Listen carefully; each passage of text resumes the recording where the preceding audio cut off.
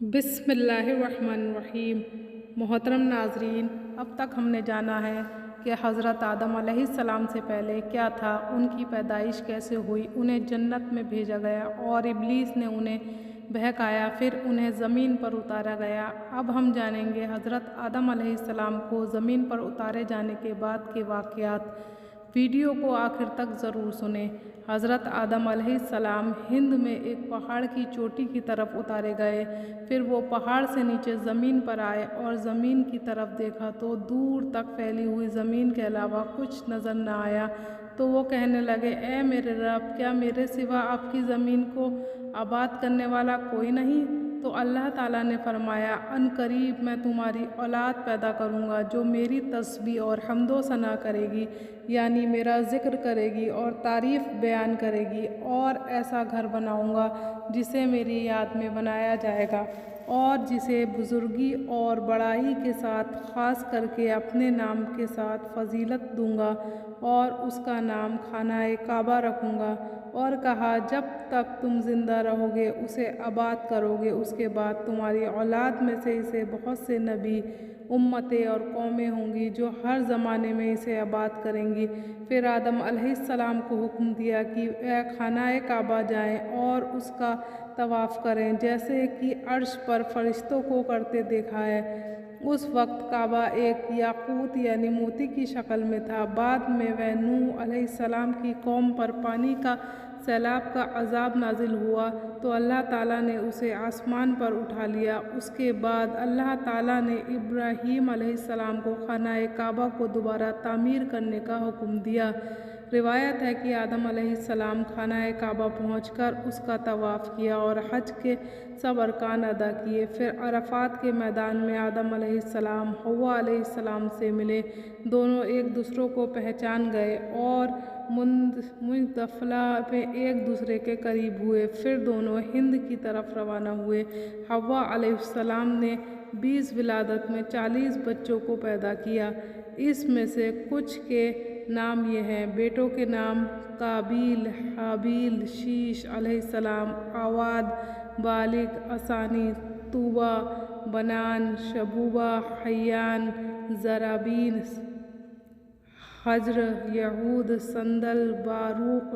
بیٹیوں کے نام کلیہہ، اقلیمہ، لیوزا، اشوز، خروتہ۔ ایک بار جڑواں بچے پیدا ہوتے ہیں، ایک لڑکا اور ایک لڑکی۔ جو بچے ایک ساتھ پیدا ہوتے ہیں ان کی شادی ایک دوسرے سے نہیں ہو سکتی تھی، جو الگ الگ پیدا ہوتے ہیں ان کی شادی ہو سکتی تھی۔ آدم علیہ السلام نے اپنی اولادوں کو وہ سب سکھایا جو اللہ تعالیٰ نے انہیں سکھایا تھا۔ وہ سب ایک اللہ کی عبادت کرتے تھے اور کھیتی کرتے اور جانوروں کو پالتے تھے۔ آدم علیہ السلام کے بیٹوں میں سے 2 بیٹے قابیل اور حابیل۔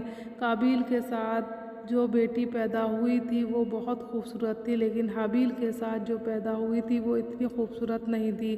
قابیل نے آدم علیہ السلام سے کہا کہ وہ اپنی جڑواں بہن سے شادی کرے گا۔ آدم علیہ السلام نے منع کر دیا کیونکہ اللہ تعالیٰ نے اس کی اجازت نہیں دی تھی۔ قابیل مزاج میں بہت سخت تھا اور وہ کھیتی کرتا تھا، لیکن حابیل بہت نرم مزاج کے تھے جو بکریاں سنبھالتے تھے۔ آدم علیہ السلام نے کہا کہ تم دونوں اپنی قربانی اللہ تعالیٰ کو پیش کرو، جس کی قربانی اللہ تعالیٰ قبول کر لے گا وہ صحیح ہوگا۔ اس زمانے میں جب اللہ کے لیے قربانی پیش کی جاتی تو ایک آگ آتی جس کی قربانی وہ آگ کھا لیتی، اس کی قربانی قبول ہو جاتی۔ حابیل نے سب سے اچھا جانور قربان کیا اور قابیل نے سب سے ردی فصل کا حصہ قربان کیا۔ حابیل کی قربانی قبول ہوئی اور قابیل کی قربانی قبول نہیں ہوئی۔ وہ بہت غصہ ہوا۔ ایک دن موقع دیکھ کر اس نے حابیل سے کہا کہ میں تمہیں ختم کر دوں گا۔ اس پر حابیل نے کہا، میں تم پر اپنے ہاتھ نہیں اٹھاؤں گا، لیکن قابیل نے حابیل کے سر پر بڑا سا پتھر مارا اور حابیل کا قتل کر دیا۔ اب قابیل کو سمجھ نہیں آیا کہ حابیل کی لاش کا کیا کرے، کیونکہ اس سے پہلے کوئی مارا نہیں تھا۔ جب اللہ تعالیٰ نے اللہ کے 2 کووں کو بھیجا، انہیں لڑائی کی اور ایک نے دوسروں کو مار ڈالا۔ پھر پہلے نے گڈھا کھودا اور مرے ہوئے کوے کو دفن کیا۔ یہ دیکھ کر قابیل نے حابیل کو دفن کر دیا۔ फिर जिससे शादी करना चाहता था उसे लेकर आदम अलैहिस्सलाम से बहुत दूर चला गया। आदम अलैहिस्सलाम की कौम में से जो शैतान के बहकावे में आते गए वो काबिल से मिलते गए। आदम अलैहिस्सलाम को जब हाबील के कत्ल के बारे में पता चला तो उन्हें बहुत तकलीफ़ हुई। फिर अल्लाह ताला ने शीश अलैहिस्सलाम को उनके बाद नबी पैगंबर बनाया जो उनके ही बेटे थे। उनकी पैदाइश हाबील के कत्ल के 50 साल बाद हुई। आदम अलैहिस्सलाम ने शीश अलैहिस्सलाम को सारा इल्म सिखाया।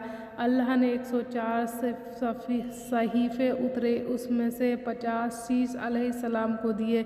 जिस नबी पैगंबर पर किताब नाजिल की गई हो वो नई शरीयत लेकर आए हों उन्हें रसूल कहते हैं। अल्लाह ताला ने आदम अलैहिस्सलाम को उनकी औलाद की तरफ से रसूल बनाकर भेजा और उन पर सहीफ़े नाजिल हुए। आदम अलैहिस्सलाम की रूह कब्ज़ होने के बाद फरिश्तों ने उन्हें बेरी के पत्ते और पानी के साथ ताक अदद के मुताबिक गुस्ल दिया।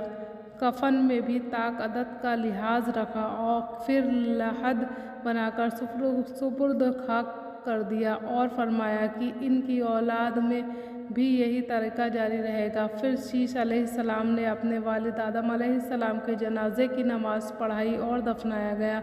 हज़रत आदम अलैहिस्सलाम की वफ़ात के बाद 1 साल बाद हव्वा अलैहिस्सलाम का भी इंतकाल हो गया। उनकी वफ़ात बूज़ नामी पहाड़ी पर हुई।